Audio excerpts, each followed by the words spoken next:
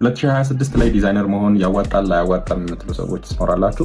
ምናልባት ከሰማችሁ ዩአይ ዩኤክስ ዲዛይነር ወይም ፕሮዳክት ዲዛይነር የሚባለው ስራው ምንድን ነው ካላችሁ የአፕሊኬሽኖችን ዲዛይን መስራት፣ የተለያዩ አሁን ፌስቡክ፣ ይህም ቲክቶክ፣ ኢንስታግራም የተለያዩ አፕሊኬሽኖች ዲዛይነሮች አሏቸው፣ ዲዛይን ያደረጓቸው ሰዎች አሉ። እናንተ የምትነኳቸው ነገሮች ሁሉ ዲዛይን የተደረጉ ናቸው እና እኛ ሀገርም አሁን ላይ በደንብ እንደዚህ አይነት ስራዎች ቴክኖሎጂ ካምፓኒዎች፣ ትልልቅ ድርጅቶች፣ ባንኮች፣ የተለያዩ እንትኖች እዚህ ላይ እየገቡ ነው እና እኔ ሪከመንድ አደርጋችኋለሁ። ዩአይ ዩኤክስ ዲዛይነር በጣም አሪፍ ስራ ነው። ተማሪዎች ተመረቃችሁ የተቀመጣችሁ ትንሽ የአርት እና የዲዛይን ኖሃው ካላችሁ የተወሰነ ማዳበር ትችላላችሁ ኦንላይን ላይ።